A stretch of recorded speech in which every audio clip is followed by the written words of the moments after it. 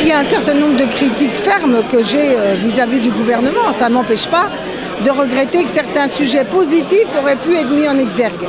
Parce que désespérer le peuple n'est pas toujours ce qui crée la confiance dans le combat.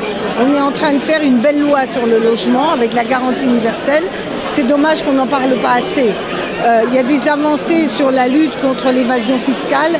C'est dommage qu'on n'en parle pas. Cela dit, des critiques fortes doivent être portées parce que le peuple de notre pays les attend.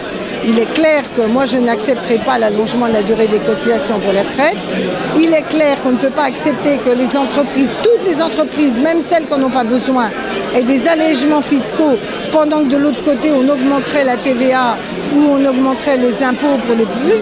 Il est clair qu'on ne peut plus attendre pour une réforme fiscale majeure et il est clair que la baisse des investissements pour les collectivités et être obnubilé par le cap européen qui amène à la récession ou au moins à une très faible croissance est un débat politique qu'il faut avoir. Ces débats, on les a depuis le début.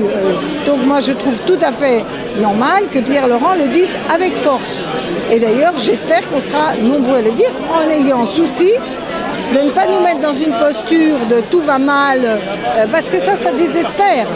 Il faut préparer une alternative de gauche, montrer ce qu'il y a de bien et exiger un certain nombre de changements qui pourraient rassembler les écologistes, les verts, ce que j'appelle les rouges, roses, verts.